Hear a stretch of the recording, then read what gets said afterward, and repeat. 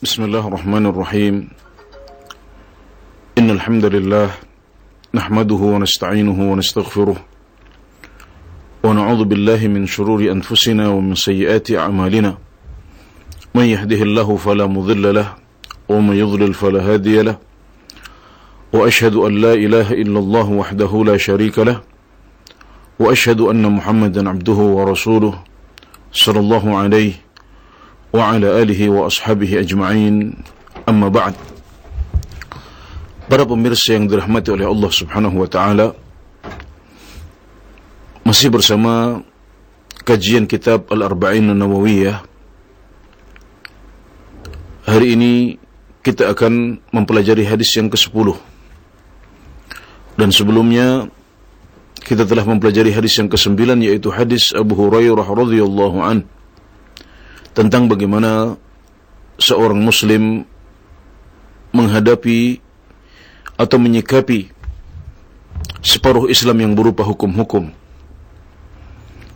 di mana kita diperintahkan untuk menjalankan perintah Allah semampu kita dan meninggalkan semua larangannya. Kemudian kita juga dilarang untuk melakukan pertanyaan-pertanyaan yang tidak perlu atau yang berpotensi untuk mengurangi semangat kita untuk beramal dalam menjalankan perintah atau menghindari larangan dari Allah Subhanahu wa taala. Insyaallah pada kesempatan hari ini masih bersama hadis Abu Hurairah yang lain, yaitu sebuah hadis riwayat Muslim. An Abi Hurairah radhiyallahu anhu qala qala Rasulullah sallallahu alaihi wasallam inna Allah ta'ala tayyibun la yaqbalu illa tayyiba. Dari Imam Muslim radhiyallahu anhu, beliau meriwayatkan dari Abu Hurairah, yakni sahabat yang meriwayatkan hadis yang ke-9 juga, dan beliau meninggal pada tahun 59 Hijriah dan merupakan sahabat penuntut ilmu dan sahabat dengan riwayat hadis yang paling banyak, di mana jumlah riwayat beliau melebihi 5.000 hadis. Beliau meriwayatkan bahwasanya Rasulullah sallallahu alaihi wasallam bersabda, "Inna Allah Ta'ala tayyibun la yaqbalu illa tayyiba. Wa inna Allah amara al-mu'minin bima amara bihi al-mursalin. Faqala ta'ala, ya ayyuhar rusulu kulu min at-tayyibati wa'malu salihan.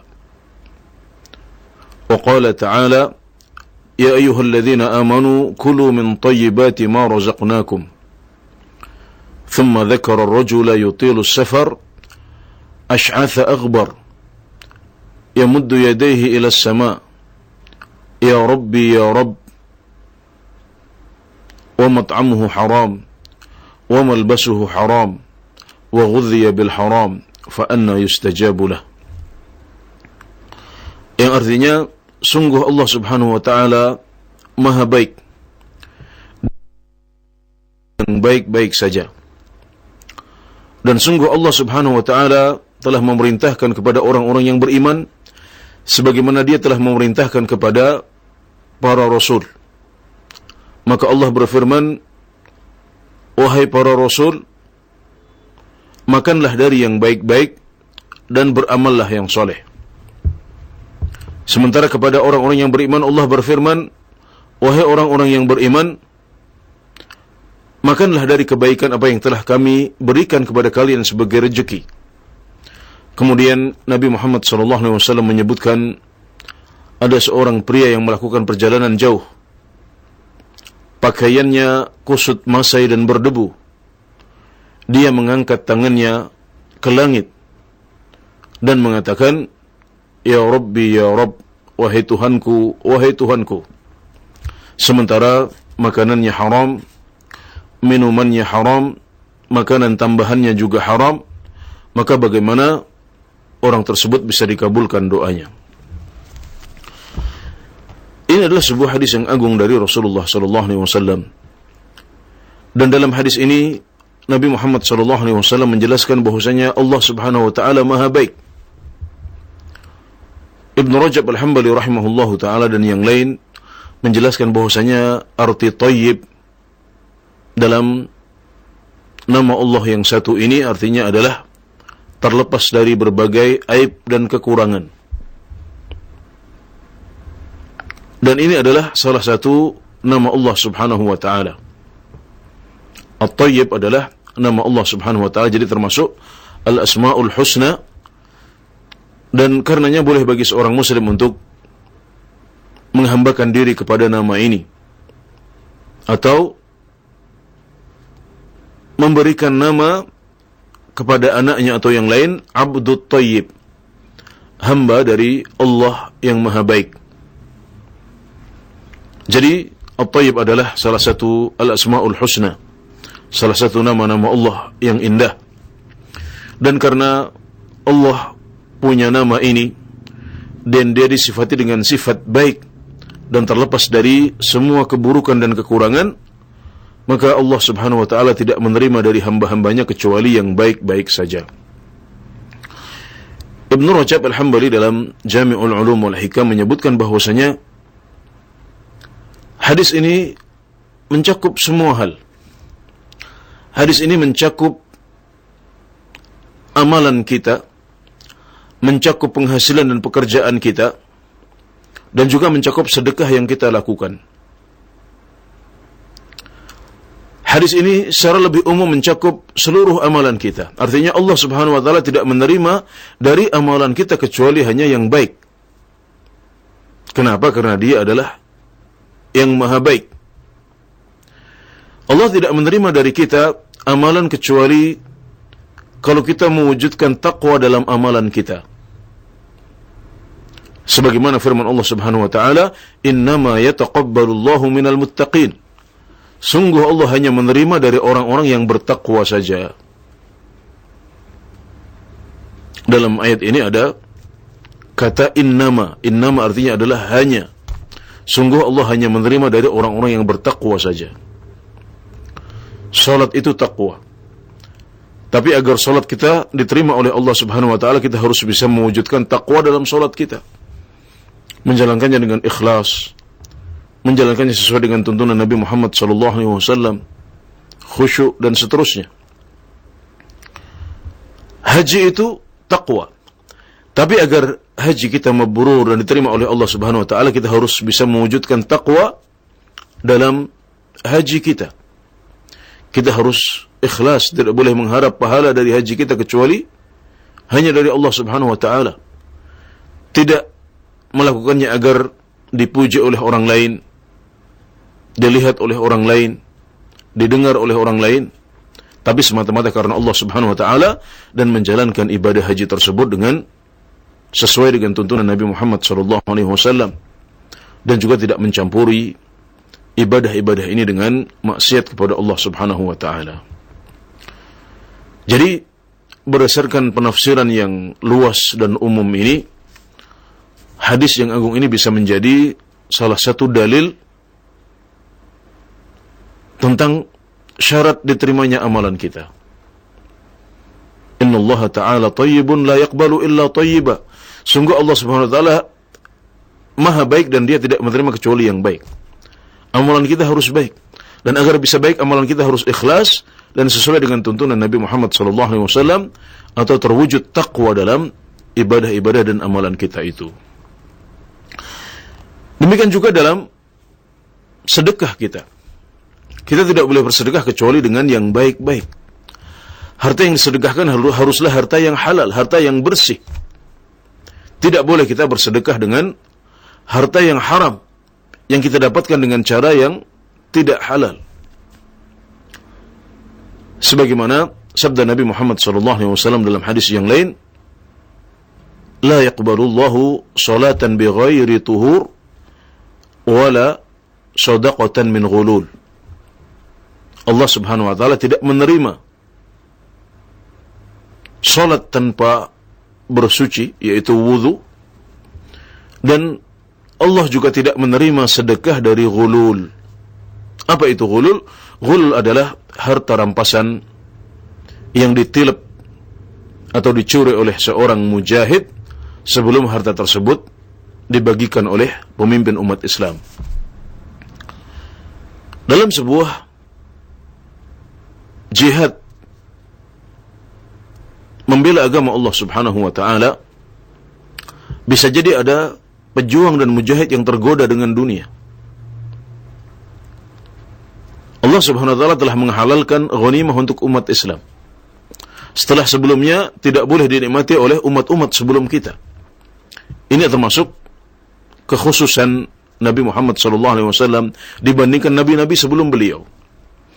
Namun ghanimah atau harta rampasan perang ini baru boleh dinikmati secara pribadi, secara individu setelah pemimpin umat Islam atau pemimpin jihad tersebut membagikannya kepada masing-masing mujahidin. Sebelum itu maka harta tersebut tidak boleh ditelep atau diambil, dinikmati sendiri. Dan kalau ada orang yang menilep atau mencuri harta rampasan perang ini sebelum dibagi, maka itu disebut sebagai ghulul. Jadi bisa jadi ada seorang mujahid atau pejuang yang tergoda karena manusia lemah di hadapan fitnah dunia ini. Di antaranya adalah harta. Dan ketika kemudian dia tersadarkan, mungkin dia akan menyesal dan kemudian dia akan bertaubat dan menyedekahkan harta tersebut di jalan Allah Subhanahu wa taala. Maka sedekah dari ghulul, dari harta yang tidak halal seperti ini tidak akan diterima oleh Allah Subhanahu wa taala berdasarkan sabda Nabi Muhammad SAW tersebut di atas. Wala sadaqatan min ghulul, dan Allah Subhanahu wa taala tidak menerima dari kita sedekah yang berasal dari ghulul, yaitu harta yang dicuri dari harta rampasan perang yang belum dibagikan.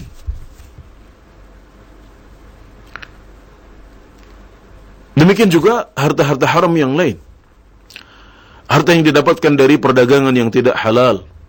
Misalnya karena berasal dari perdagangan yang memperjualbelikan barang-barang yang diharamkan oleh Allah Subhanahu wa taala, seperti khamr atau daging babi atau yang semacamnya. Atau dari transaksi riba atau gharar atau kezaliman kepada orang lain. Harta yang seperti ini tidak boleh dipakai untuk bersedekah kepada Allah Azza wa Jalla. Tidak boleh dipakai untuk bersedekah di jalan Allah Subhanahu wa taala, karena Allah tidak menerima kecuali dari yang baik-baik saja. Hendaknya sedekah kita berasal dari harta yang halal yang kita dapatkan dengan cara yang halal. Itulah sedekah yang akan diterima oleh Allah Subhanahu wa taala. Adapun kalau kita memiliki harta yang sudah masuk dalam rekening kita, sudah ada dalam simpanan kita, sudah masuk dalam kantong kita, padahal itu adalah merupakan harta yang haram, maka cara mengeluarkannya bukan dengan sedekah, tapi dengan takhallus.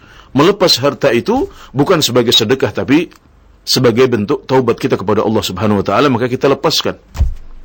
Sehingga kita tidak mendapatkan pahala sedekah, namun kita akan mendapatkan pahala taubat dan melepaskan diri dari harta yang tidak halal di sisi Allah Subhanahu wa taala. Para ulama tidak menyebutnya sebagai sedekah, bahkan melarang harta tersebut dipakai untuk bersedekah. Tapi kita boleh takhallus atau melepas diri dari harta tersebut bukan dalam rangka sedekah, tapi dalam rangka hanya ingin melepaskan harta haram yang sudah masuk dalam rumah atau kantong kita. Demikian juga dengan penghasilan dan makanan yang haram. Itu tidak akan diterima oleh Allah Subhanahu wa taala. Allah Subhanahu wa taala memerintahkan kita untuk makan dari yang halal, untuk mencari penghasilan yang halal, bekerja pada bidang yang halal. Ini adalah makna ketiga dari hadis kita hari ini. Innallaha ta'ala thayyibun la yaqbalu illa thayyiba. Sungguh Allah Subhanahu wa taala Maha baik dan Allah tidak menerima kecuali yang baik saja. Amalan dan ibadah jelas sudah kita jelaskan. Kemudian sedekah juga seperti itu, penghasilan dan makanan yang kita makan juga seperti itu. Allah tidak menerima dari hambanya kecuali penghasilan yang halal, pendapatan yang halal. Tidak boleh makan kecuali makanan yang halal. Dan hal ini adalah perintah Allah Subhanahu wa taala kepada para rasul dan sekaligus juga kepada umat Islam semuanya. Allah Subhanahu wa taala berfirman dalam surat Al-Mu'minun ayat 51, "Ya ayyuhar rusulu kulu minat thayyibati wa'malu shaliha." Wahai para rasul, makanlah dari yang baik-baik dan beramallah yang soleh. Jadi para rasul diperintahkan untuk makan dari yang baik-baik saja, makan dari yang halal saja, tidak boleh makan dari yang haram-haram. Dan mereka juga diperintahkan untuk beramal soleh, melakukan amalan yang soleh. Ini mengisyaratkan bahwasanya hadis di atas juga mencakup dimensi amal dan ibadah. Bukan hanya makan dan minum serta pendapatan saja, tapi juga berbicara tentang amal soleh, menguatkan apa yang disebutkan oleh Ibnu Rajab Al-Hambali, bahwasanya hadis ini juga umum, mencakup amal ibadah kita. Karena dalam ayat ini Allah Subhanahu wa taala berbicara tentang makanan yang halal dan juga berbicara tentang amal soleh. Sebagaimana Allah Subhanahu wa taala berfirman kepada umat Islam, kepada orang-orang yang beriman, yakni dalam surat Al-Baqarah ayat 172, "Ya ayyuhalladzina amanu kulu min thayyibati ma razaqnakum." Wahai orang-orang yang beriman, makanlah kalian dari kebaikan apa yang telah kami rezekikan kepada kalian. Makanlah kalian dari kebaikan apa yang telah kami berikan kepada kalian sebagai rezeki. Jadi, apa yang diperintahkan kepada orang-orang yang beriman sama dengan apa yang diperintahkan kepada para nabi dan rasul. Yang ini menunjukkan bahwasanya pada dasarnya hukum yang berlaku untuk para nabi dan rasul adalah hukum yang berlaku juga untuk umat mereka. Hukum asalnya seperti itu. Tidak ada perbedaan antara nabi dengan umatnya dalam hukum. Artinya, apa yang diperintahkan kepada para nabi juga diperintahkan kepada umat mereka. Dalam hal ini, Allah Subhanahu wa taala memerintahkan kepada para nabi untuk makan dari yang halal, untuk beramal soleh. Demikian juga kepada orang-orang yang beriman, Allah Subhanahu wa taala memerintahkan mereka untuk makan dari makanan-makanan yang baik. Meskipun dalam beberapa hal ada hukum khusus yang hanya berlaku untuk para nabi dan rasul. Dalam agama Islam misalnya, ada beberapa hukum yang khusus untuk Nabi Muhammad SAW. Di antaranya adalah bolehnya beliau menikah lebih dari 4 wanita, atau juga bolehnya beliau menikahi wanita yang menghibahkan diri kepada beliau tanpa mahar.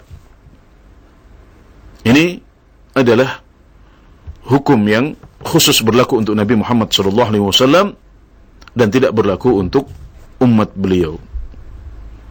Hal seperti ini disebut sebagai khasais atau kekhususan, kekhasan, keistimewaan Nabi Muhammad SAW. Dan para ulama memiliki banyak literatur dan karya khusus tentang khasais atau kekhususan dan keistimewaan Nabi Muhammad SAW ini. Kemudian Nabi Muhammad SAW menyebutkan ada seorang pria yang melakukan perjalanan jauh, perjalanan panjang, safar yang panjang, pakaiannya kusut masai dan berdebu. Dia mengangkat tangannya ke langit, mengatakan, "Ya Rabbi, Ya Rabbi."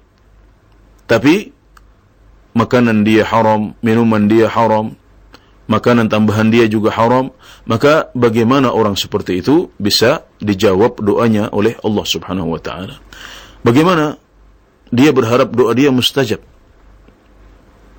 Jadi setelah menjelaskan apa yang beliau sampaikan di depan, Nabi Muhammad SAW ingin menjelaskan bahwasanya ada di antara umat ini yang tidak mentaati aturan Allah Subhanahu wa taala. Allah perintahkan dia untuk beramal soleh, dia tidak beramal soleh. Allah perintahkan dia untuk makan dari makanan yang halal, tapi dia tidak ikuti itu. Jadi ini menunjukkan bahwasanya ada di antara hamba-hamba Allah yang taat, dan ada juga yang tidak mau mendengar, tidak mau mentaati aturan-aturan Allah Subhanahu wa ta'ala. Contohnya adalah orang yang disebutkan dalam hadis ini. Seseorang yang melakukan perjalanan panjang, dia melakukan semua faktor yang bisa membuat doanya terkabulkan. Tapi pada saat yang sama, dia makan dari makanan yang haram, minum dari minuman yang haram, pakaiannya adalah pakaian yang haram, kemudian makanan tambahannya juga haram.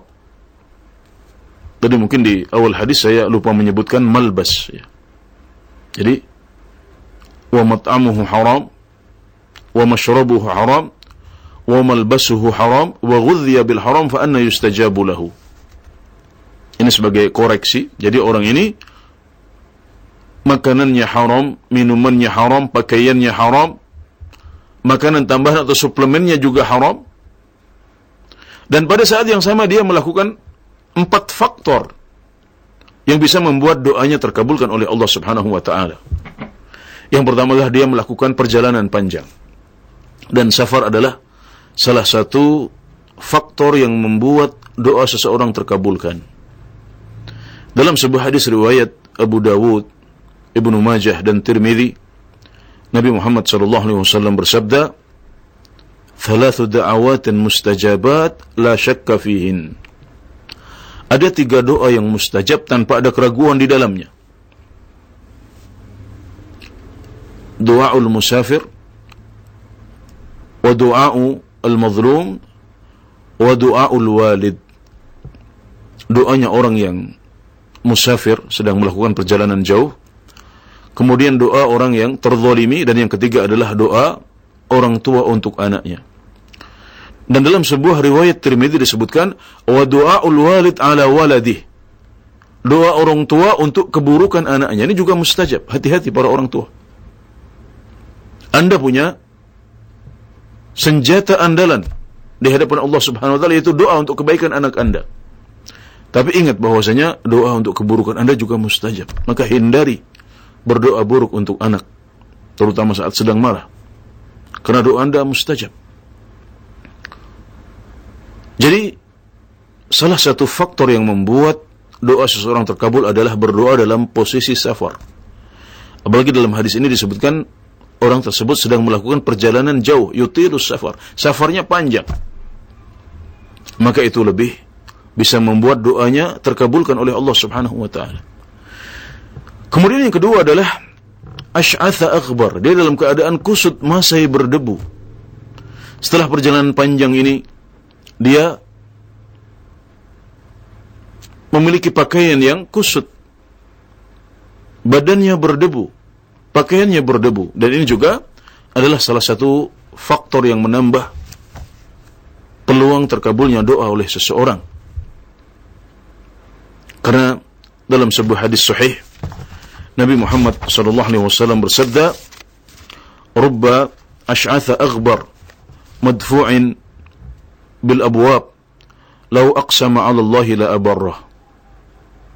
Hadis riwayat Muslim, yang artinya betapa banyak orang yang memiliki pakaian yang kusut masai berdebu, yang ditolak di pintu-pintu karena dia adalah orang yang jelata, bukan tokoh, bukan pejabat.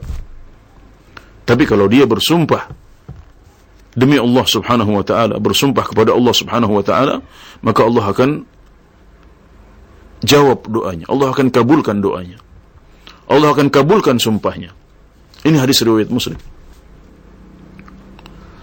Juga dalam hadis sahih tentang orang-orang yang berdoa pada hari Arafah, disebutkan bahwasanya Allah Subhanahu wa ta'ala berfirman, ini hadis qudsi, "Lihatlah para hamba-hambaku yang berdoa kepadaku, mereka datang dalam keadaan kusut masai, maka aku persaksikan kalian bahwasanya aku telah mengampuni mereka." Atau kama qala Rasulullah sallallahu alaihi wasallam. Ini menunjukkan bahwasanya kondisi kusut masai berdebu juga merupakan salah satu faktor yang mendukung terkabulnya doa seorang hamba. Kemudian yang ketiga, dia mengangkat tangannya ke langit. Dan mengangkat tangan adalah salah satu adab dalam berdoa. Salah satu faktor yang membuat doa kita dikabulkan oleh Allah Subhanahu wa taala. Dan hadis ini juga sekaligus menunjukkan bahwasanya Allah berada di atas. Allah berada di atas langit. Ya, Allah berada di ketinggian.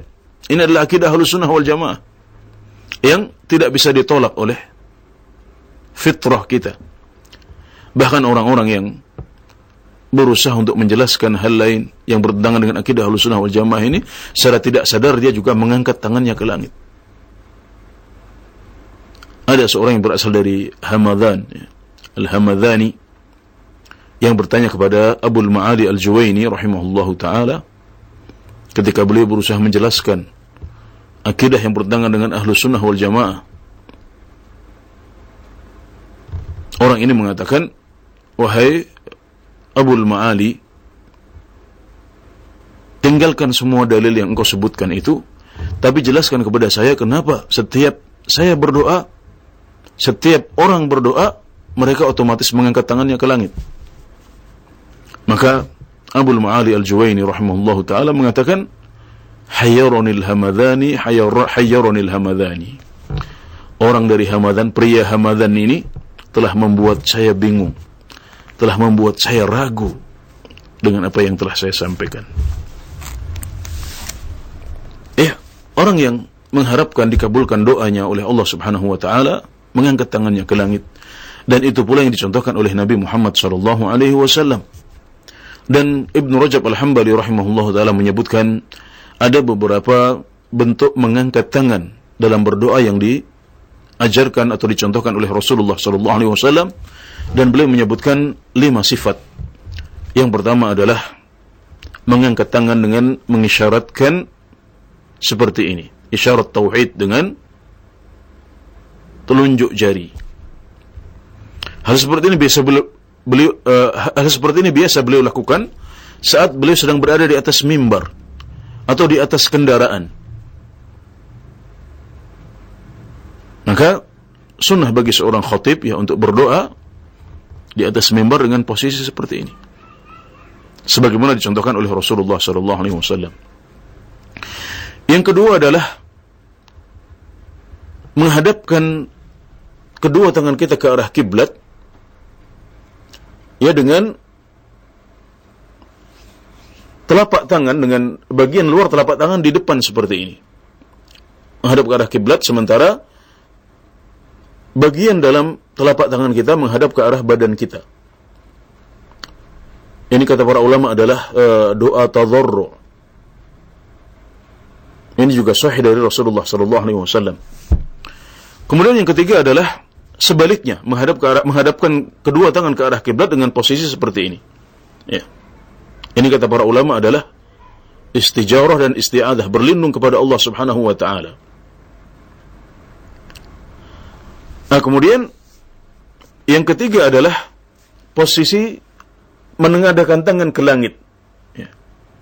Jadi kedua telapak tangan kita menghadap ke langit sambil kita mengangkat tangan kita. Ini adalah bentuk permintaan, permohonan kepada Allah Subhanahu wa taala.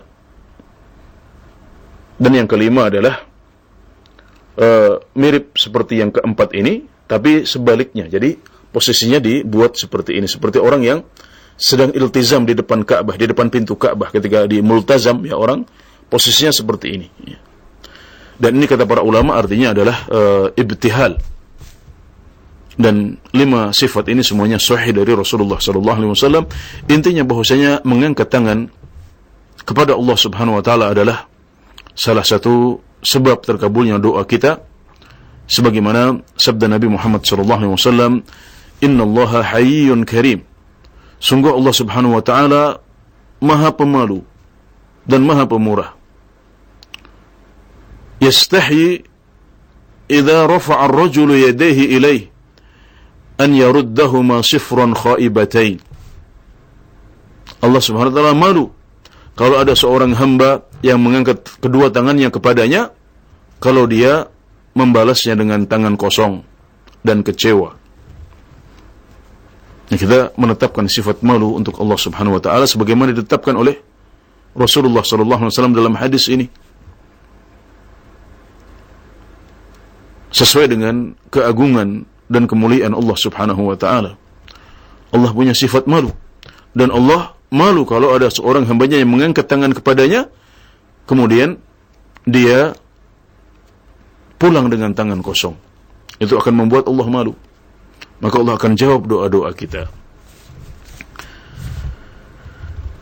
Ya, yang keempat adalah faktor mengucapkan ya Rabbi ya Rabbi, wahai Tuhanku wahai Tuhanku. Ini juga adab doa.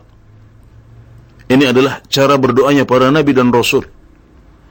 Ya Rabbi atau Rabbana, seperti disebutkan dalam banyak ayat dan dalam banyak hadis. Jadi di antara salah satu adab doa adalah memulai doa kita dengan memuji Allah Subhanahu wa taala. Mengakui bahwasanya kita adalah hambanya dan dia adalah Tuhan kita, dia adalah Rabb kita.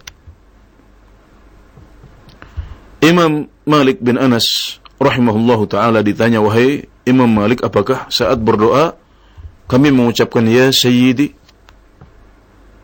wahai Tuan kami? Karena Sayyid adalah salah satu asma Allah Subhanahu wa taala juga. Sayyid adalah salah satu nama Allah juga. Tapi kata Imam Malik bin Anas, tidak. Engkau mengucapkan Rabbi atau Rabbana. Yang tepat adalah mengucapkan Rabbi atau Rabbana sebagaimana dicontohkan oleh para nabi dan rasul, juga oleh rasul kita Nabi Muhammad sallallahu alaihi wasallam. Jadi orang yang disebutkan oleh Rasulullah sallallahu alaihi wasallam ini melakukan perjalanan panjang, pakaiannya kusut masai dan berdebu, dia sudah mengangkat tangannya ke langit mengucapkan ya Rabbi ya Rabbi, tapi ada faktor lain yang membuat doanya sulit dikabulkan oleh Allah Subhanahu wa taala, yaitu apa? Yang beliau sebutkan berikutnya. Wa mat'amuhu haram, wa mashrabuhu haram, wa malbasuhu haram, wa ghudhiya bil haram. Makanannya haram, minumannya haram, pakaiannya haram, ghidhanya, gizinya, yaitu makanan tambahannya, suplemennya juga haram. Fa anna yustajabu lah, maka bagaimana doanya akan dikabulkan? Kata para ulama, pertanyaan Nabi Muhammad SAW, maka bagaimana doanya akan dikabulkan adalah istib'ad. Artinya Nabi Muhammad SAW menganggap peluangnya jauh. Bagaimana mungkin orang yang seperti itu dikabulkan doanya meskipun dia sudah melakukan banyak hal yang bisa membuat doa dia dikabulkan oleh Allah Subhanahu wa taala. Jadi hal ini menunjukkan bahwasanya haramnya makanan kita, haramnya minuman kita, haramnya pakaian kita, haramnya penghasilan kita, itu bisa membuat doa-doa kita tidak diterima oleh Allah Subhanahu wa taala. Sebaliknya, ketaatan kita kepada Allah Subhanahu wa taala, imtithal atau cepatnya kita mengamalkan apa yang diperintahkan oleh Allah Subhanahu wa taala, dan menjauhnya kita dari larangan-larangan Allah Subhanahu wa taala seperti yang disebutkan dalam hadis yang sebelumnya. Saat kita meninggalkan perintah-perintah, saat kita menjalankan perintah-perintah Allah semampu kita, meninggalkan semua larangannya, maka ketaatan itu yang akan mendekatkan kita kepada terkabulnya doa di sisi Allah Subhanahu wa taala. Doa kita akan dikabulkan oleh Allah Subhanahu wa taala kalau kita banyak taat kepadanya. Jadi hadis ini secara tersurat menyebutkan bahwasanya penghasilan yang haram, ya, maksiat kepada Allah Subhanahu wa taala membuat doa seseorang tidak terkabul. Maka pesan tersiratnya adalah ketaatan kepada Allah Subhanahu wa taala, ibadah-ibadah yang kita lakukan kepada Allah Subhanahu wa taala adalah sebab terkabulnya doa kita di sisi Allah Subhanahu wa taala.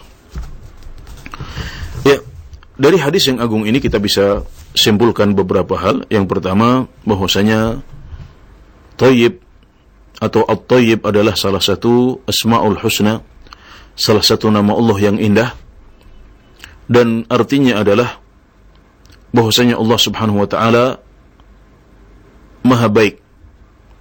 Dan ditafsirkan oleh Ibn Rajab Al-Hambali, artinya adalah Allah terlepas dari semua aib dan kekurangan. Penafsiran yang sama juga disebutkan oleh Syekh Abdul Muhsin Al-Abbad hafizahullah ta'ala dalam Fathul Qawi Al-Matin, syarah Arba'in yang beliau tulis. Dan karenanya boleh bagi seorang muslim untuk menamai putranya atau putra temannya, ya, kalau diminta untuk menamai dengan nama Abdut Thayyib. Ini adalah nama yang baik, termasuk ta'bid lillahi azza wa jal, memberikan nama yang dinisbatkan kepada asma Allah subhanahu wa ta'ala, seperti Abdullah dan Abdurrahman yang merupakan dua nama yang paling dicintai oleh Allah subhanahu wa ta'ala. Ya, kemudian yang kedua, karena Allah subhanahu wa ta'ala adalah Thayyib, maha baik dan terlepas dari semua kekurangan, maka Allah subhanahu wa ta'ala tidak menerima dari kita kecuali yang baik-baik saja. Yang ketiga, hadis ini mencakup amal perbuatan, mencakup sedekah, dan juga mencakup makanan dan penghasilan kita. Artinya kita tidak boleh beramal kecuali yang baik. Tidak boleh sedekah kecuali dengan harta yang baik. Tidak boleh mencari pekerjaan atau makan kecuali hanya yang baik-baik saja. Ini semuanya dicakup oleh hadis yang agung ini. Kemudian yang keempat, bahwasanya hal ini adalah perintah Allah kepada para rasul, yang menunjukkan bahwasanya pada dasarnya para rasul hukumnya sama dengan umat mereka. Apa yang berlaku untuk mereka berlaku untuk umatnya. Apa yang diperintahkan kepada mereka juga diperintahkan kepada umat mereka. Ya, yang selanjutnya adalah bahwasanya ada di antara umat Islam yang tidak memenuhi aturan ini, tidak menepati aturan ini, maka mereka justru malah melanggar, melakukan amalan-amalan yang tidak saleh, tidak ikhlas, tidak sesuai dengan tuntunan Nabi Muhammad SAW, atau tidak bersedekah dengan harta yang halal, atau juga makan dan mencari penghasilan yang diharamkan oleh Allah Subhanahu wa ta'ala. Jadi hadis ini menyindir kita kalau kita masih menjalani hal-hal seperti itu. Ada orang-orang yang seperti itu di antara umat Islam, maka kalau kita adalah orang yang seperti itu, hendaknya kita meninggalkannya dan segera bertaubat kepada Allah Subhanahu wa ta'ala.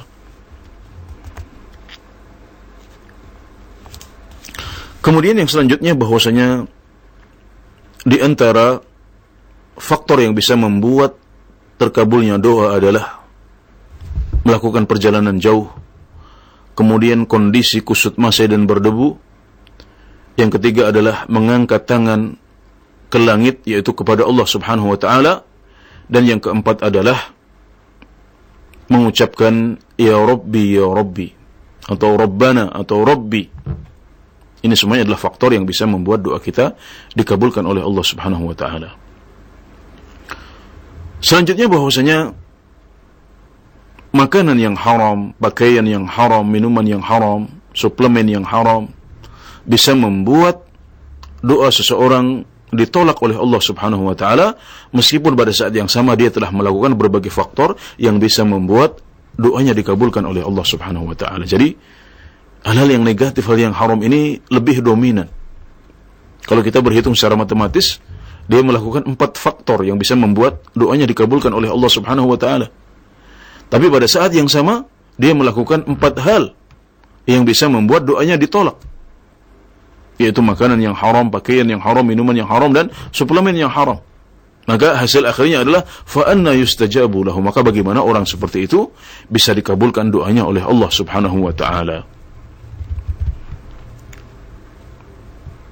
Kemudian di antara yang disebutkan oleh Syekh Abdul Muhsin Al-Abbad hafizahullah ta'ala adalah ketika seorang mengucapkan ya Rabbi, ya Rabbi. Ini menunjukkan ilhah, menunjukkan orang tersebut terus berdoa. Belum dikabulkan, minta lagi. Dan ini juga adalah salah satu faktor yang bisa membuat doanya dikabulkan oleh Allah Subhanahu wa ta'ala. Manusia itu kalau terus diminta, dia akan marah. Tapi Allah Subhanahu wa taala justru malah semakin senang kalau kita semakin banyak berdoa kepadanya. Dan doa adalah ibadah kepada Allah Subhanahu wa taala yang kalau seandainya Allah tidak kabulkan doa kita, maka kita sudah beribadah dahulu. Maka jangan segan untuk meminta kepada Allah, terus minta. Dan anggaplah terkabulnya doa kita itu sebagai sebuah bonus. Kalaupun seandainya belum terkabul, maka kita sudah melakukan sebuah ibadah yang agung yang berpahala di sisi Allah Subhanahu wa taala, sebagaimana sabda Nabi Muhammad sallallahu alaihi wasallam, ad-du'a huwal ibadah. Doa itu adalah ibadah. Jadi sebelum doa kita terkabul, kita sudah meminta, kita sudah melakukan sebuah ibadah yang agung yang berpahala besar di sisi Allah Subhanahu wa taala. Ya, barangkali ini yang bisa kami sampaikan pada kesempatan sore hari ini. Semoga bermanfaat dan memberikan pencerahan kepada kita semuanya. Demikian wallahu taala a'lam. Wa sallallahu ala nabiyyina Muhammad wa ala alihi wa sahbihi wa sallam. Wa akhiru da'wana anil hamdulillahi rabbil alamin. Khairah. Jazakumullah khairah kami sampaikan kepada Al-Ustaz Anas Burhanuddin hafizakallah wa ta'ala ya Ustaz, yang telah menerjemahkan dan juga memberikan penjelasan dan faedah-faedah bermanfaat terkait dengan syarah dari hadis yang ke-10 dalam pembahasan hadis Arba'in Nawawi. Pendengar dan pemirsa Roja TV, kita berikan untuk sesi selanjutnya kesempatan bagi Anda yang ingin bertanya terkait dengan pembahasan ini secara khusus di line telepon 0218236543 dan pertanyaan pesan singkat di 0819896543. Sebelum kami terima via telepon, kami angkat dari satu pertanyaan dari pesan singkat. Assalamualaikum warahmatullahi wabarakatuh ya Ustaz. Pertanyaan dari pendengar kita, apakah menjadi penghalang terkabulnya doa ketika kita memutuskan hubungan tali silaturahim kepada saudara yang seringkali menggibahi kita dan memfitnah atau memberikan tuduhan-tuduhan yang tidak benar selama bermuamalah ini Ustaz? Apakah ini juga menjadi masuk ke dalam bagian penghalang terkabulnya doa dengan alasan tersebut? Jazakumullah khairah. Memutuskan silaturahim adalah salah satu perkara yang diharamkan oleh agama kita. Kita diperintahkan untuk menyambung tali silaturahim kepada para kerabat kita, kepada orang-orang terdekat kita, keluarga kita. Dan ini adalah sebuah ibadah yang ringan sebenarnya, karena pada dasarnya setiap orang itu ingin dekat dengan keluarganya, ingin dekat dengan kerabatnya. Jadi sudah ada faktor pendorong yang alami, ditambah oleh Islam, hal tersebut beribadah di sisi Allah Subhanahu wa taala, bernilai pahala di sisi Allah Subhanahu wa taala. Maka hendaknya kita bisa melakukan silaturahim dengan ringan, dengan senang hati. Dan Nabi Muhammad SAW menjelaskan bahwasanya silaturahim yang sesungguhnya itu bukan membalas kebaikan dengan kebaikan. Itu mudah. Silaturahim yang sesungguhnya adalah menyambung hubungan kekerabatan meskipun kerabat kita ingin memutusnya. Karenanya Nabi Muhammad SAW bersabda, "Laisal wasilu bil mukafi." Penyambung silaturahim yang sesungguhnya itu bukan orang yang membalas kebaikan dengan kebaikan, itu mudah. Tapi penyambung silaturahim yang sesungguhnya adalah orang yang berusaha menyambung saat pihak lain berusaha memutuskan. Maka memutuskan silaturahim adalah termasuk maksiat ya kepada Allah Subhanahu wa taala, yang maksiat ini hukumnya sama dengan perkara-perkara haram yang di depan tadi, yang bisa membuat doa seseorang ditolak oleh Allah Subhanahu wa taala. Karena kita harus bisa mungkin menghindari tali silaturahim ya, namun kita harus menghindari pemutusan tali silaturahim. Adapun kalau di tengah-tengah perjalanan kita bersilaturahim ya, ada pihak-pihak yang menyakiti kita, kemudian kita perlu ya untuk menghindari orang tersebut atau meninggalkannya untuk sementara dalam rangka nasihat ya, hajar ya, sebagai bentuk boikot agar dia bisa menyadari kesalahannya. Kalau dalam urusan dunia tentunya dibatasi sebanyak 3 hari, nggak boleh lebih dari itu. Adapun kalau kita khawatir tertular oleh dampak negatifnya, pengaruh buruknya, kita boleh itu menghindari, bukan dalam rangka meninggalkan silaturahim. Artinya ini hanya sementara saja untuk kondisi-kondisi tertentu.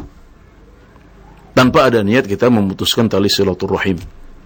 Jadi kalau sikap meninggalkan atau mendiamkan atau hajar ini kita lakukan secara syar'i, ya, dengan timbangannya yang syar'i, maka berarti itu adalah sebuah sikap yang benar. Maka itu bukan maksiat kepada Allah Subhanahu wa taala.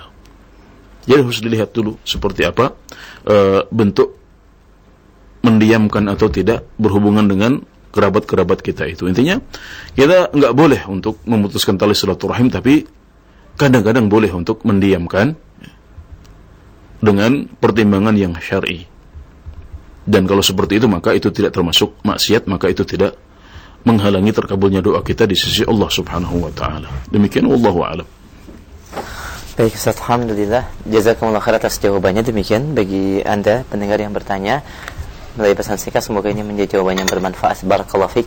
Kami berikan kesempatan berikutnya untuk pertanyaan via telepon. Silakan di 0218236543. Kami angkat untuk penelpon yang pertama. Silakan.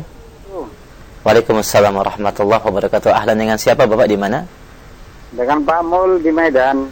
Baik, ahlan Pak Mul, silakan Pak. Di dalam ibadah ini kita khusus ditujukan kepada Allah Subhanahu wa taala.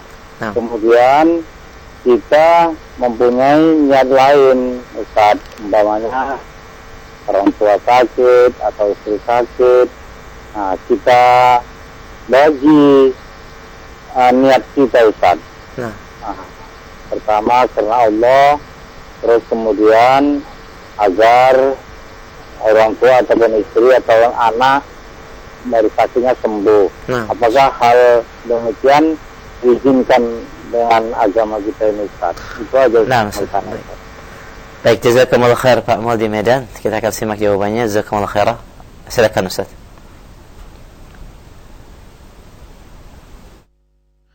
Ya, kalau kita melihat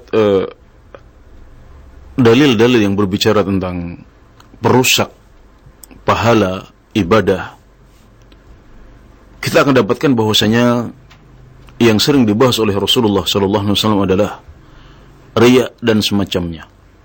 Mencari popularitas, mencari pujian orang lain, beramal agar dilihat atau dengar oleh orang lain. Ini adalah pamrih duniawi yang membuat ibadah kita tertolak oleh Allah Subhanahu wa taala. Jadi kalau kita melakukan suatu ibadah, ya, agar dipuji oleh orang lain, dilihat oleh orang lain, didengar oleh orang lain, maka pamrih duniawi seperti itu merusak pahala kita dan membuat ibadah kita tertolak oleh Allah Subhanahu wa taala. Adapun pamrih duniawi yang lain, ya, seperti yang Bapak sebutkan tadi, maka dalil-dalil menunjukkan bahwasanya itu tidak sampai merusak pahala. Dalam beberapa hadis disebutkan bahwasanya Nabi Muhammad SAW menjelaskan bahwasanya orang yang berjihad, ya, untuk mencari ghanimah itu tidak rusak pahalanya. Boleh saja bagi seseorang yang berjihad di jalan Allah Subhanahu wa taala untuk sekaligus berniat mendapatkan harta dari jihad tersebut. Atau orang yang pergi berhaji, maka dia berharap juga bisa berdagang di sana. Ini halal dalam agama kita. Kemudian juga orang yang silaturahim, dia berharap agar umurnya panjang, maka ini semuanya tidak mengurangi pahala kita hal seperti ini tidak sampai merusak pahala kita di sisi Allah Subhanahu wa taala. Apalagi kalau Allah Subhanahu wa taala atau Nabi Muhammad SAW menjelaskan bahwasanya ada sebagian amalan yang punya dampak baik pada dunia sebagai pendorong untuk kita, sebagai motivator agar kita bisa lebih rajin lagi untuk beribadah. Misalnya ketika berbicara tentang silaturahim, ya, Nabi Muhammad SAW menyebutkan bahwasanya itu bisa memperpanjang umur, ya, dan memperluas rezeki. Maka boleh kita bersilaturahim dengan niat untuk memperpanjang umur atau memperluas rezeki kita. Yang seperti ini tidak merusak pahala amalan kita, wallahu a'lam, ya. Meskipun kalau kita bisa ikhlas, ya, maksudnya bisa melepaskan diri dari pamrih-pamrih duniawi dan kita hanya mengharap semata-mata pahala dari Allah Subhanahu wa taala, maka itu adalah yang terbaik. Demikian, wallahu a'lam. Jazakumullah khair atas faidah pada jawaban dan pencerahannya. Demikian Pak Muldi Medan, semoga bermanfaat. Kami berikan kesempatan berikutnya masih via telepon di 0218236543. Di belakang Pak Muldi kita berikan kesempatan berikutnya. Ya, halo. Silakan, sudah masuk. Assalamualaikum Ustaz. Waalaikumsalam warahmatullahi wabarakatuh. Dengan siapa Bapak, di mana? Dengan Bapak Ahmad.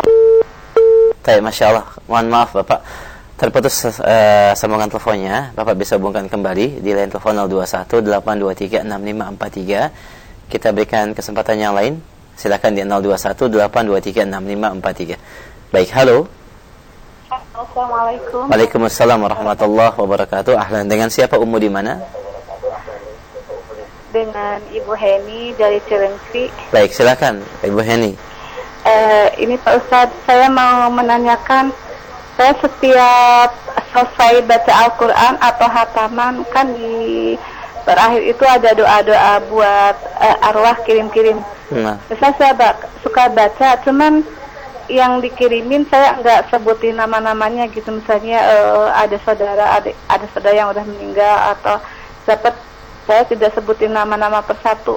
No. Jadi saya umumkan dengan itu bisa sampai ya maksudnya ke yang dimaksud. Baik. Dengan tidak menyebutkan nama-namanya itu. Baik, itu saja Mu Heni. Assalamualaikum. Baik, waalaikumsalam warahmatullahi wabarakatuh. Jazakallahu khair atas pertanyaannya. Kita akan simak jawabannya. Silakan Ustaz.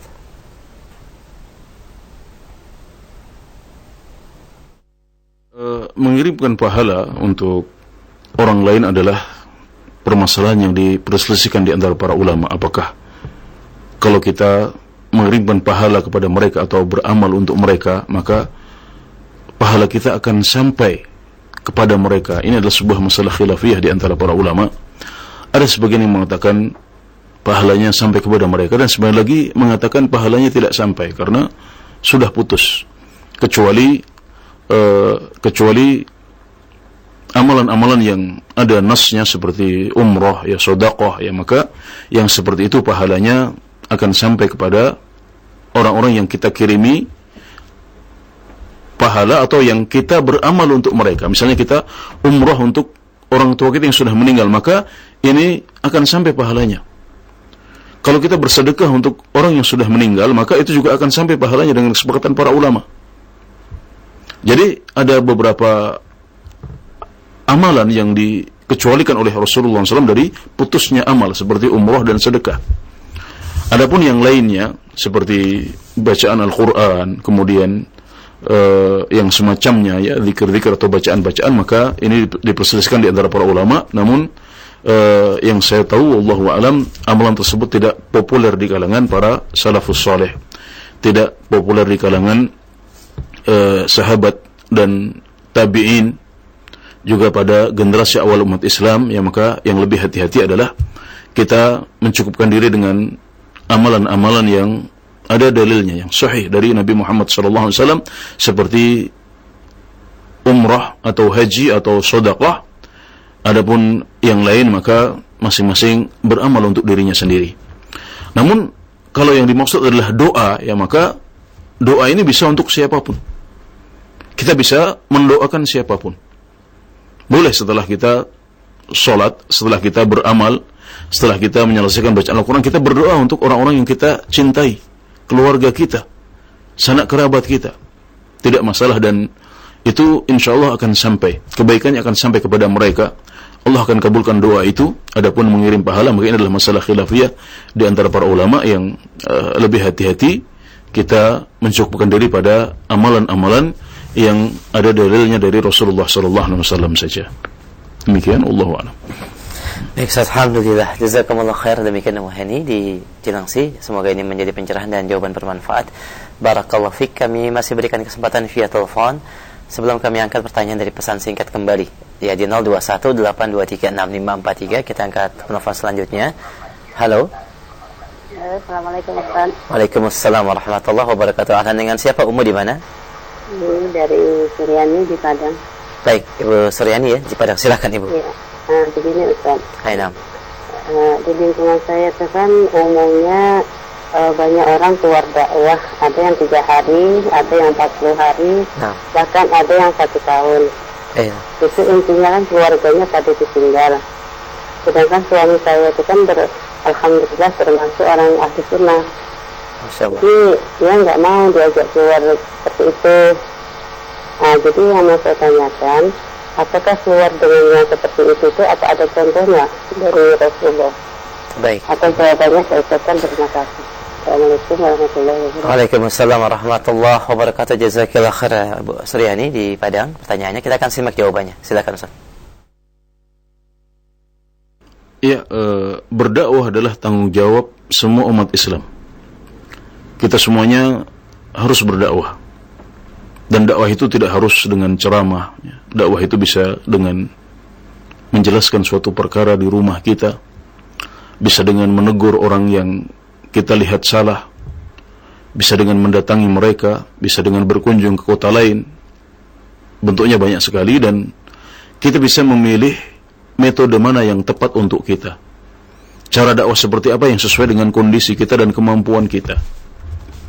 Ini adalah tanggung jawab kita semuanya. Dakwah itu tidak hanya dengan menunggu saja, tapi juga kadang-kadang harus mendatangi, kadang-kadang harus keliling, kadang-kadang harus jalan. Jadi pada dasarnya dakwah adalah sebuah kegiatan yang positif. Namun kegiatan dakwah yang ditanyakan oleh Ibu Suryani di Padang ya adalah tentang bentuk tertentu yang kita semuanya insyaallah paham dan mengetahuinya. Maka saya nukilkan dalam hal ini fatwa Syekh Abdul Aziz bin Baz rahimahullahu taala yang merupakan mufti kerajaan Arab Saudi yang sudah meninggal pada sekitar tahun 1999. Jadi Syekh bin Baz rahimahullah ta'ala ketika ditanya tentang kegiatan yang juga ada di Saudi Arabia ya, dan karenanya beliau ditanya di sana, beliau mengatakan tidak boleh keluar bersama mereka kecuali para ulama yang bisa mengarahkan mereka. Adapun yang awam-awam yang baru belajar juga sebaiknya belajar dulu, dan yang boleh berangkat bersama mereka adalah para ulama yang bisa membimbing mereka, bisa mengarahkan mereka atau mengarahkan potensi mereka yang luar biasa ke hal-hal yang positif dan tidak keluar dari koridor Islam. Nah, ini adalah secara singkat fatwa yang disampaikan oleh Syekh bin Baz rahimahullahu taala. Intinya beliau melarang orang awam untuk keluar bersama mereka, tapi beliau memerintahkan, beliau mengatakan tidak boleh keluar bersama mereka kecuali para ulama yang sudah memiliki kedalaman agama yang cukup. Ya, itulah fatwa beliau dan saya mencukupkan diri dengan apa yang telah beliau sampaikan ini.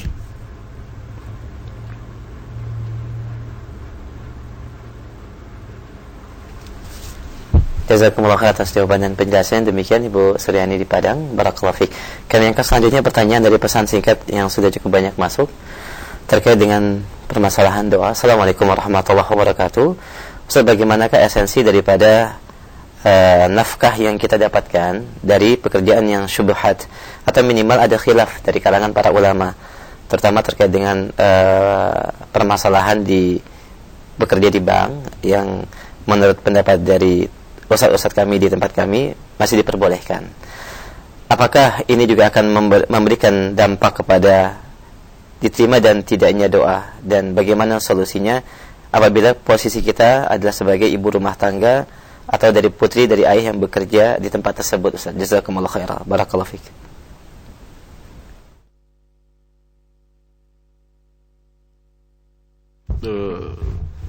Ketika seseorang mendapatkan jawaban yang berbeda dari para ulama atau ustaz-ustaz di lingkungannya, maka yang menjadi kewajibannya adalah membandingkan antara pendapat-pendapat tersebut, mana yang lebih kuat dan mana yang didukung oleh dalil. Kemudian mengambil pendapat yang lebih kuat dan didukung oleh dalil tersebut, dan meninggalkan pendapat yang lemah, yang tidak kuat dalilnya, meskipun dia adalah orang yang paling kita cintai. Kita harus mencintai kebenaran lebih daripada para ulama. Atau kalau kita tidak punya alat dan kemampuan untuk bisa membedakan, maka kita boleh bertanya kepada yang paling mumpuni di antara para ulama itu, juga yang paling bertakwa di antara mereka. Dan kalau kita sudah mendapatkan jawabannya, maka kita bisa jalani apa yang telah beliau fatwakan. Tanggung jawabnya berpindah kepada ulama yang sudah kita tanya. Tapi kita harus jujur dalam hal ini. Siapa yang lebih mumpuni, siapa yang lebih hati-hati, siapa yang lebih bertakwa. Jangan kita mencari yang sesuai dengan hawa nafsu kita. Pokoknya yang mendukung saya, yang membuat pekerjaan saya lestari dan langgeng, maka itu yang akan saya pilih. Nah, ini sudah hawa nafsu.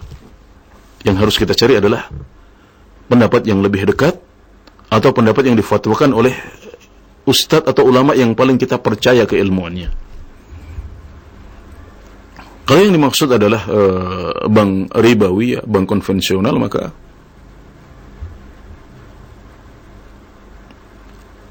semua ulama yang berkompeten mengatakan itu adalah sesuatu yang tidak boleh. Karena bisnis utamanya adalah riba, ya. Dan saat kita bekerja di sana, maka berarti kita sedang membantu riba tersebut. Ya. Bahkan bisa jadi kita makan dari riba itu langsung. Maka ini harus dilihat lagi seperti apa model bank tempat bekerjanya. Dan para ulama membolehkan bekerja di tempat seperti itu kalau kondisinya darurat. Syekh Muhammad bin Shalih Al-Utsaimin misalnya membolehkan jika belum ada pekerjaan yang lain. Jadi harus ada niat untuk meninggalkannya. Namun kalau belum mendapatkan pekerjaan lain, maka dia boleh untuk sementara bertahan sampai dia mendapatkan pekerjaan yang lebih baik. Itu yang dibolehkan. Kondisi seperti itu yang dibolehkan. Atau kalau memang banknya adalah bank yang berjalan berdasarkan prinsip-prinsip syariah, dan bukan cuma label dan nama, tapi benar-benar syariah. Yang seperti itu juga dibolehkan dan halal. Adapun seorang istri yang suaminya bekerja di bank ribawi, atau seorang putri yang ayahnya bekerja di bank ribawi dan dia kecipratan sebagian penghasilannya dalam bentuk nafkah, maka nafkah tersebut halal untuk keduanya.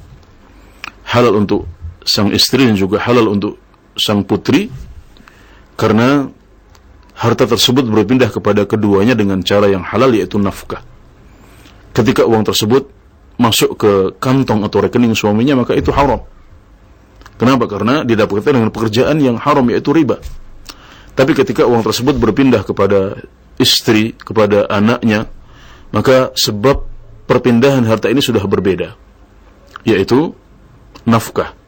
Maka para ulama menjelaskan si putri atau si istri tidak masalah untuk memakan harta tersebut karena itu halal untuk mereka. Jadi sebab perpindahannya sudah berbeda, sebab kepemilikannya sudah berbeda, maka itu juga berpengaruh pada hukumnya sebagaimana dijelaskan oleh para ulama fikih dan qawaid fiqhiyah. Demikian, wallahu a'lam. Jazakumullah khair, barakallahu fik. Alhamdulillah kita telah mendapatkan jawaban dari pertanyaan yang disampaikan pendengar kita. Kami akan angkat kembali masih dari pertanyaan pesan singkat, masih terkait dengan permasalahan doa. Assalamualaikum warahmatullahi wabarakatuh. Ustaz, jika ada orang tua saat marah dan tanpa sengaja terucap kalimat-kalimat buruk untuk anaknya, bagaimana agar hal ini tidak mengenai diri anak kita, Ustaz? Mohon solusi dan jawabannya dari pendengar kita di Jakarta.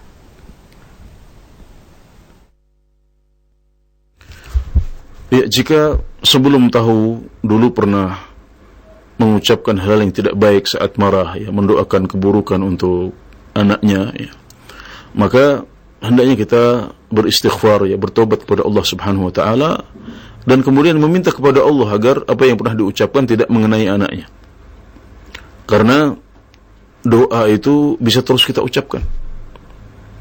Doa itu bisa kita rubah isinya sesuai dengan kebutuhan kita. Maka kalau Allah Subhanahu wa taala mengetahui dari kita kesungguhan taubat, kalau Allah melihat dari kita kesungguhan untuk mendapatkan atau mengejar kesalehan anak-anak kita, maka bukan tidak mungkin Allah Subhanahu wa taala menghapuskan doa yang dulu dan mengabulkan doa kita yang kedua ini. Dan Allah Subhanahu wa taala Maha Pengampun, Allah Subhanahu wa taala Maha Penyayang. Allah Subhanahu wa taala Maha menerima taubat. Maka jangan pernah berputus asa. Kalau kita takut sesuatu, kita segera kembali kepadanya, kita berlindung kepadanya, dan kita punya senjata andalan di hadapan Allah Subhanahu wa taala, yaitu mustajabnya doa orang tua untuk anaknya. Maka perbanyaklah doa-doa kebaikan untuk anak Anda, dan insyaallah itu akan menutupi yang buruk-buruk yang pernah kita lakukan dahulu, sebagaimana sabda Nabi Muhammad sallallahu alaihi wasallam, wa atbi'is sayyi'atal hasanata tamhuha. Maka ikutkanlah yang buruk dengan yang baik, ikutilah yang buruk dengan yang baik. Niscaya yang baik akan menghapuskan yang buruk itu. Demikian, wallahu a'lam. Jazakumullah khair atas jawabannya Ustaz, barakallahu fiik. Kami akan angkat satu pertanyaan dari pesan singkat kembali sebelum dari telepon. Ada beberapa pertanyaan yang sama. Assalamualaikum warahmatullahi wabarakatuh. Barakallahu fiik Ustaz. Mohon penjelasan kepada Ustaz terkait dengan bagaimana hakikat atau sejatinya toleransi di dalam Islam. Mengingat biasnya makna ini, dan apakah benar dikatakan bahwa toleransi adalah saling berkunjung ke tempat ibadah mereka atau mengucapkan salam dari perayaan-perayaan keagamaan mereka, dan yang melakukan tidak melakukan itu dikatakan tidak toleransi. Bagaimanakah dhawabit syar'i dalam Islam terkait dengan masalah toleransi yang dibenarkan di dalam syariat Islam? Jazakallahu khair.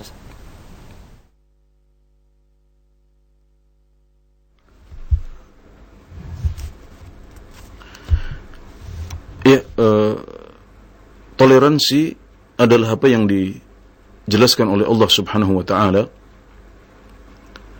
dalam sebuah ayat Al-Qur'an, la yanhakumullahu 'anil ladzina lam yuqatilukum fid din wa lam yukhrijukum min diyarikum an tabarruhum wa tuqsitu ilaihim. Innallaha yuhibbul muqsitin. Allah Subhanahu wa taala tidak melarang kalian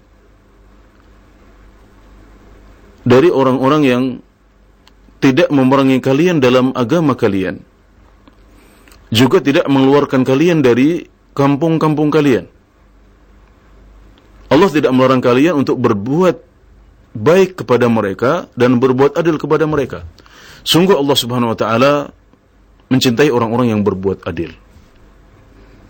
Jadi kalau kita hidup bersama orang-orang kafir atau non-muslim yang mereka tidak memerangi kita atas nama agama, mereka tidak mengusir kita dari negeri kita, maka mereka punya hak. Islam menghormati hak mereka. Jadi kita tidak dilarang untuk berbuat baik kepada mereka. Boleh kita memberikan hadiah, kita bertegur sapa dengan mereka, membantu mereka saat mereka punya keperluan. Itu semuanya tidak dilarang. Juga berbuat adil, nggak boleh kita menzalimi mereka. Tidak boleh menyakiti mereka, tidak boleh menumpahkan darah mereka, tidak boleh mencuri atau mengambil harta mereka tanpa hak. Ini semuanya dilarang dalam Islam. Bahkan ketika menjelaskan tentang sabda Nabi Muhammad SAW, misalnya, wala yabi' ala bai'i akhi. Janganlah seorang dari kita menjual di atas penjualan saudaranya. Jangan membeli di atas pembelian saudaranya, jangan menawar di atas penawaran saudaranya. Juga jangan melamar di atas lamaran saudaranya. Para ulama mengatakan bahwasanya saudaranya maksudnya adalah saudara Islam, saudara seagama. Tapi bukan berarti kita boleh untuk menjual di atas penjualan orang non-muslim. Enggak boleh. Bukan berarti kita boleh untuk menjual di atas penjualan non-muslim, atau membeli di atas pembelian mereka, menawar di atas penawaran mereka, atau melamar di atas lamaran mereka. Itu dilarang. Dan penyebutan akhihi, saudaranya, adalah min babi atau kharaja makhrajal ghalib, yaitu karena sebagian besar muamalah kita adalah dengan muslim. Tapi dalam hal ini muslim dan non-muslim hukumnya sama. Enggak boleh kita sakiti, enggak boleh kita menawar di atas penawaran mereka, enggak boleh kita melamar di atas lamaran mereka. Mereka sampai mengatakan seperti itu. Namun tidak berarti kita harus membenarkan agama mereka atau beribadah bersama mereka, mengunjungi tempat ibadah mereka, mengucapkan selamat atas perayaan mereka. Tidak harus seperti itu. Bahkan itu dilarang oleh para ulama. Dalam mazhab Syafi'i kita dilarang untuk masuk ke tempat ibadah mereka. Para ulama kontemporer ya, juga mengharamkan seseorang untuk mengucapkan selamat untuk perayaan-perayaan mereka. Jadi penghormatan kita kepada mereka, toleransi kita kepada mereka tidak harus sampai pada tingkat seperti itu. Tidak harus melakukan hal-hal yang dilarang. Tapi kita bisa ramah dengan mereka, kita bisa senyum, kita bisa berbuat baik, kita bisa bagi makanan yang kita buat kepada mereka, kita beri hadiah dan lain sebagainya, yang itu bisa jadi menjadi salah satu sebab hidayah mereka, sehingga akhirnya mereka bisa merasakan rahmatnya Islam, merasakan indahnya Islam, merasakan kebaikan Islam dan keadilan Islam. Sebagaimana dahulu banyak juga orang-orang non-muslim di Syam, di sekitar Jazirah Arab atau di Jazirah Arab sendiri yang masuk Islam karena merasakan kebaikan dan keadilan dari umat Islam. Demikian yang bisa saya sampaikan. Jazakumullah khair Ustaz, barakallahu fiik. Bagi pendengar dan pemirsa Radio TV yang ingin bertanya via telepon, kami berikan kesempatan untuk satu penelpon, silakan di 0218236543. Baik, kita akan angkat, silakan. Halo, Assalamualaikum. Waalaikumsalam warahmatullahi wabarakatuh. Dengan siapa Bapak, di mana? Nama saya John. Di mana Pak John? Saya John dari Jakarta. Ahlan, silakan Bapak, silakan. Ini mau nanya Pak Ustadz. Naam. Saya ini seorang mualaf. Masya Allah, Masya Allah. Terus saya punya orang tua itu masih non-muslim. Naam. Maksud saya, bolehkah kita mendoakan orang tua kita untuk kesembuhannya, untuk kebaikan buat dia? Nah, ya itu aja sih Pak Ustadz, mohon pencerahannya. baik Pak John, itu saja. Jazakallah khair. Kita akan simak jawabannya Pak John. Assalamualaikum warahmatullahi wabarakatuh. Waalaikumsalam warahmatullahi wabarakatuh. Barakallahu fiik. Silakan Ustaz. Di Jakarta ya, kita ucapkan selamat dan kita doakan semoga beliau bisa istiqamah di atas jalan Islam dan tidak berjumpa dengan Allah kecuali di atas agama yang hak ini. Orang tua kita adalah orang yang paling berhak untuk mendapatkan bakti dari kita, birrul walidain, meskipun mereka adalah orang yang masih kafir sekalipun. Maka Bapak John harus tetap baik kepada mereka dan bisa menunjukkan bahwasanya agama Islam ini tidak menambah Bapak kecuali semakin baik, semakin berbakti, semakin rendah hati, semakin ramah kepada semua orang. Dan siapa tahu dengan sebab itu nanti Allah Subhanahu wa taala membukakan hati mereka untuk bisa menyusul Pak John juga. Adapun poin yang ditanyakan yaitu mendoakan orang tua untuk kebaikan-kebaikan duniawi seperti kesembuhan mereka, kelancaran rezeki mereka, maka ini boleh. Ini termasuk termasuk kebaikan yang tidak dilarang dalam agama kita. Maka silahkan mendoakan mereka dengan kebaikan, silahkan mendoakan mereka dengan kemudahan untuk menikah. Misalnya kalau selain orang tua ya, kalau kebaikan, kemudahan untuk mendapatkan rezeki, kesembuhan mereka, itu tidak dilarang. Yang dilarang adalah mendoakan mereka dengan surga atau pengampunan ketika mereka meninggal di atas kekufuran. Itu saja. Jadi kalau ada orang tua kita yang sudah meninggal dalam keadaan kafir, maka inilah yang dilarang untuk disolatkan, yang dilarang untuk didoakan untuk keselamatan akhirat mereka. Dilarang didoakan untuk diampuni oleh Allah Subhanahu wa taala. Adapun yang selain itu seperti yang ditanyakan dalam pertanyaan Pak John, maka itu semuanya tidak dilarang dalam agama kita dan hukum dasarnya boleh. Yang dilarang adalah yang ada larangannya saja, yang ada dalil yang melarangnya. Maka boleh kita mendoakan mereka dalam perkara-perkara yang ditanyakan tadi, termasuk juga mendoakan mereka dengan hidayah. Ini justru malah dianjurkan.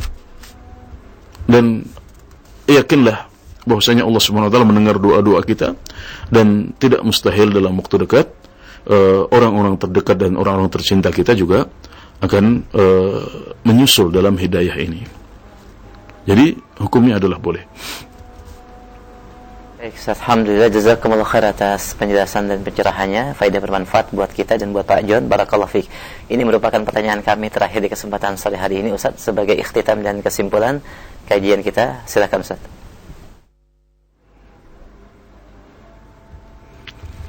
Ya, dari hadis yang agung, hadis yang ke-10 dari Arba'in Nawawiyah ini kita bisa pelajari bahwasanya kita harus beramal yang baik, bersedekah dengan harta yang baik, dan makan serta berpenghasilan dari cara yang halal. Karena Allah Subhanahu wa ta'ala tidak menerima dari kita kecuali yang baik-baik saja. Dan kalau kita melanggar aturan Islam ini, maka itu akan membuat doa-doa kita ditolak oleh Allah Subhanahu wa ta'ala, meskipun kita sudah melakukan berbagai faktor yang bisa membuat doa kita dikabulkan olehnya. Karenanya hendaknya kita membersihkan diri dari amalan-amalan yang tidak baik, sedekah-sedekah yang kotor, dan juga penghasilan yang tidak halal, sehingga kita bisa bersama-sama mencapai ridha Allah Subhanahu wa ta'ala.